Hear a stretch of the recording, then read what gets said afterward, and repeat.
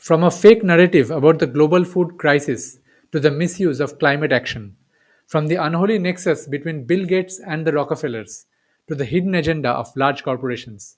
Over the next few minutes, Dr. Vandana Shiva will demystify for you the most urgent issues of our times. You can call her a food scientist, a farm rights activist, an environmentalist, or most appropriately, one of the biggest food warriors of our times. For decades, Dr. Shiva has been fighting on the battlefront of geopolitics. Ignored by the shallow mainstream media, she has won legal wars against giant foreign corporations trying to steal patents over Bharat's seeds, herbs, and plants. We are at the India International Center in Delhi today, where Dr. Shiva's food rights group Navdanya is hosting the Bhoomi Festival. It celebrates rural women's initiative to save folk seeds. This is Nadine from Empire Diaries. We caught up with Dr. Shiva on the sidelines of the festival for a fiery chat.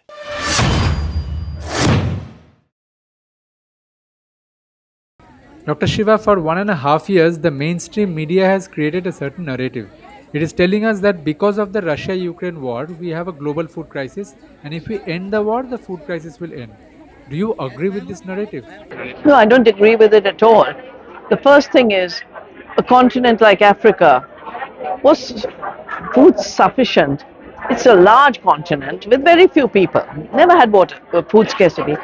It's the rules of globalization which led to the rights of corporations to dump on countries that had enough food. But once you destroy a country's food sovereignty and turn it into a dependent country, then the smallest trigger in the international system will create a hunger crisis because they always point to Africa as the problem. But we've done an analysis on the price rise. The Ukraine war is not the real factor. 84% is the financial giants investing in food. Food has become the most profitable place to invest in. And that's the real crisis. The food prices have risen because speculation of food by the financial world is the real. And there are enough studies to show that it's greed leading to scarcity. The Ukraine war, I have added a little bit, but is not the main driver. So, was it used as a pretext?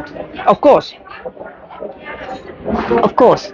I mean, we've reached a level of mainstream media analysis that picks one issue and then will blame everything on it.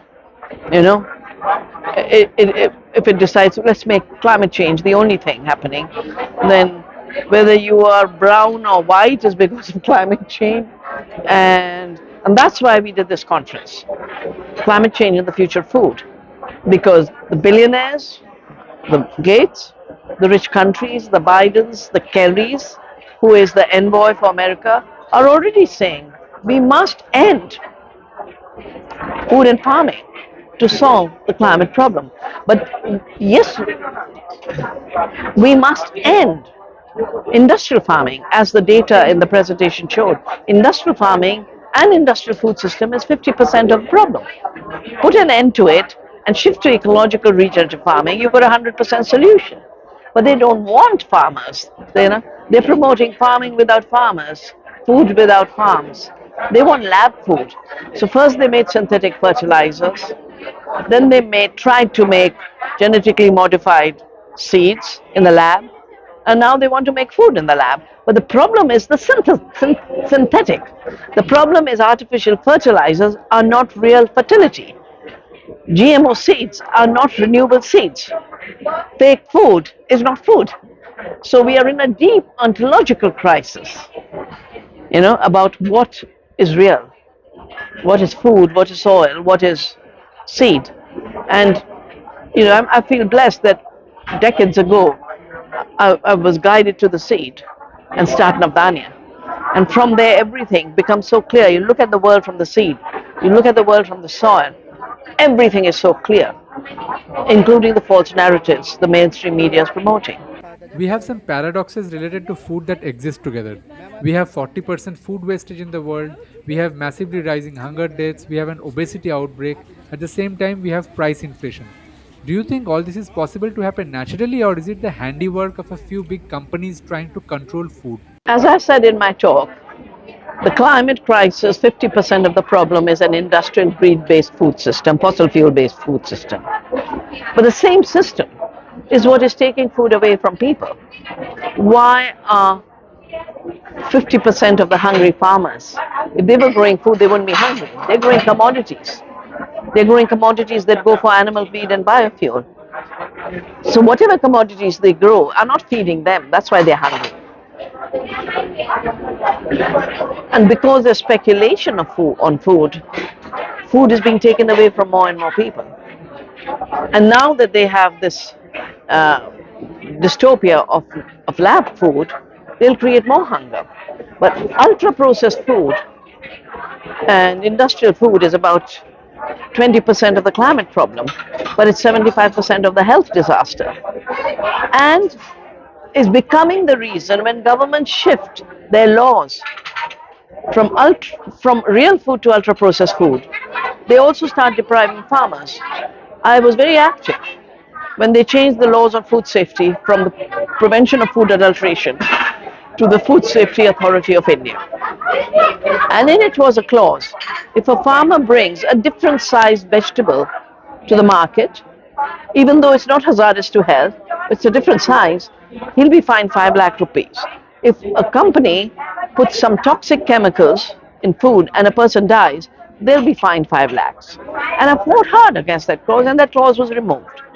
But what's happening is the farmers are being punished for producing healthy, diverse, organic food, and industry is being rewarded for poisoning our food, for ultra processing our food, and all the subsidies go that side. All the deregulation is for the corporations, all the policing is for the ordinary citizen, and all of this is adding to this what looks like different things, but is different facets of the same thing. Is there a dichotomy in the laws? One set of laws for corporations, one set of laws for farmers. The same law deregulates the corporations. Earlier, it used to regulate the corporations and leave the small vendor on the street free. Now, it is leaving the corporation free and policing the vendor. Regarding the climate crisis, Bill Gates recently said it's complete nonsense that planting trees can stop climate change. Yeah. So he divided the world, in his view, into the science people and idiots. And as the conference today has shown so clearly, the most effective, the way the earth has cooled herself is through photosynthesis. For more plants, more biodiversity, richer biosphere, more photosynthesis. Because it pulls down the carbon dioxide with the free energy of the sun, transforms it into the living carbon, that is food and carbohydrates, and gives us oxygen to breathe. This is what the women of Chipko realized. They said, these are not timber mines, this is our soil, this is our water, this is our breath. So Mr. Gates is thinking people who have deep ecological knowledge of how nature works and have deep understanding are idiots. And idiots who are actually destroying the world are science people. So I actually tweeted and I said, science people know the simple fact of photosynthesis. Photosynthesis is done by a green leaf. It's maximum in the forest trees, but it is also there in biodiverse farms. Idiots don't understand this basic facts. What are your thoughts on the amendment to the forest law? Well, I think these amendments, the dismantling of the Biodiversity Act, the Forest Act, is all being done on the instructions of industry, because these acts were meant to protect the rights of our people, the rights of biodiversity, and prevent mining industry in tribal areas, prevent biopiracy by the big global corporations. So the disbanding of the Biodiversity Act is really to give a free hand to the pirates. And the Biodiversity and the Forest Act dismantling is basically say, you, the Adivasis, the first people of this land, have no rights. Anyone who wants your land for mining, anyone who wants your land for a highway, they have the first right. So it is putting on its head our constitution, but even more seriously, it is putting on its head our ecological civilization, which Tagore called the Aranya Sanskriti. We are an Aranya Sanskriti. We are who we are because we learned from the forest. To now write an act to say destroy the forest is basically saying destroy Indian civilization.